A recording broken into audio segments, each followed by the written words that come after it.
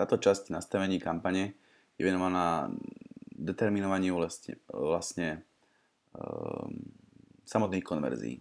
Hovorí o tom, že ako systému povedať, čo pre vás predstavujú vlastne konverzie. Klasicky je Google AdWords Conversions sú vlastne stĺpec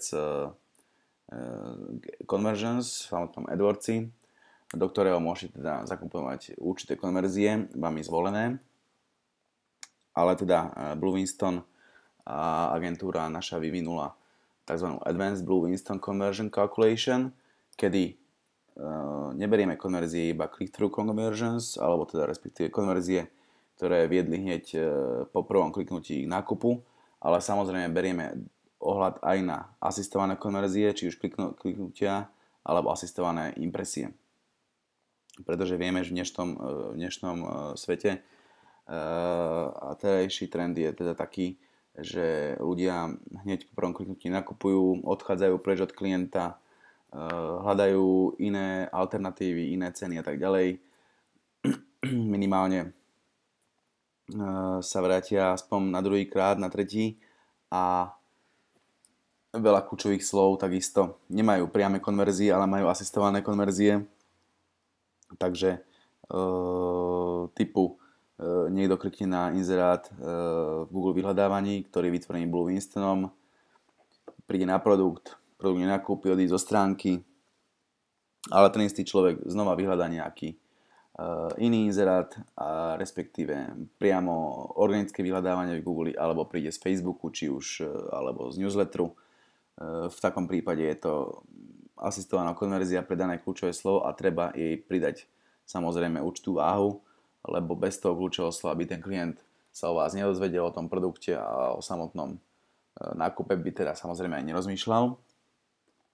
Máme teda pred sebou nejaký jednoduchý v úvodzovkách vzorec, ktorý hovorí o tom, že pokiaľ pomer asistovaných konverzií ku všetkým konverziám je menej ako 60%, vtedy konverzie rátaj systém. Takže prirátaj ku konverziám asistované konverzie kliknutia krát 0,3 násobok a impresie krát 0,15 násobok.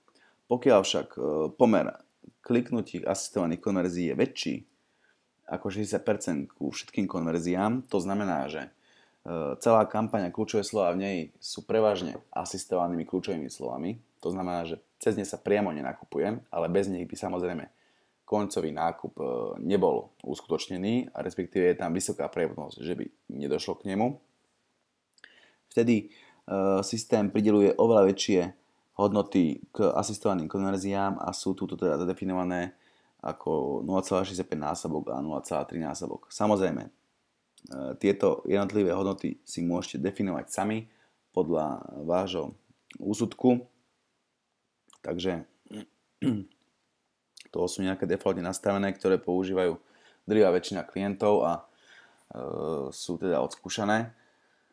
No a samozrejme, samotné nastavenie konverzií, ako ich sledovať a rátať, je dôležité hlavne pre umelú inteligenciu od Blue Winstona a pre samostatné automatické skripty, do ktorých spadá samozrejme aj počet konverzií kľúčového slova a podľa toho teda sa budú generovať rôzne automatické úpravy, editácie, cenotvorby, zapínanie, vypínanie kľúčových slov, ktoré sú nevhodné, ktoré minuli strašne veľa peňazí, alebo podporovanie kľúčových slov, ktoré nie sú dostatočne zabidované a tak ďalej a tak ďalej.